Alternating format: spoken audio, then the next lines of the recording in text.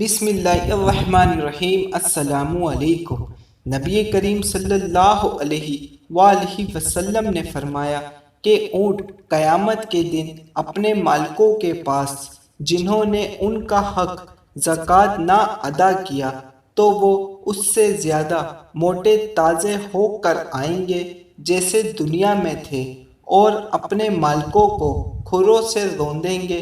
بکریاں بھی اپنے ان مالکوں کے پاس جنہوں نے ان کے حق نہیں دیے تھے پہلے سے زیادہ موٹی تازی ہو کر آئیں گی اور انہیں اپنے کھروں سے روندیں گی اور اپنی سینگوں سے ماریں گی۔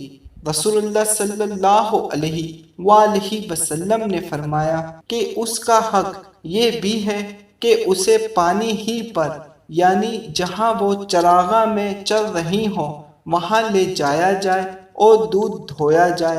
آپ صلی اللہ علیہ وآلہ وسلم نے فرمایا کہ کوئی شخص قیامت کے دن اس طرح نہ آئے کہ وہ اپنی گردن پر ایک ایسی بکری اٹھائے ہوئے ہو جو چلا رہی ہو، اور وہ شخص مجھ سے کہے کہ اے محمد صلی اللہ علیہ وآلہ وسلم مجھے عذاب سے بچائیں۔ میں اسے یہ جواب دوں گا کہ تیرے لیے میں کچھ نہیں کر سکتا، میرا کام پہنچانا تھا سو میں نے پہنچا دیا۔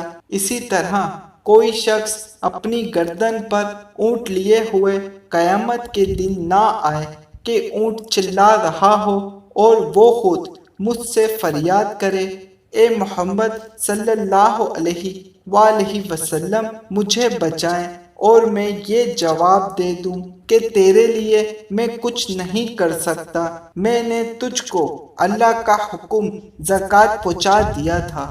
حدیث مبارک سمجھ آنے کی صورت میں ایک لائک ضرور کر دیے گا، اور اگر سے آپ بھی حدیث مبارک سننے اور سمجھنے کا ذوق اور شوق رکھتے ہیں تو چینل کو سبسکرائب کر لیے گا تاکہ مزید ایسی حدیث پاک آپ کو ملتی رہیں۔ اللہ حافظ۔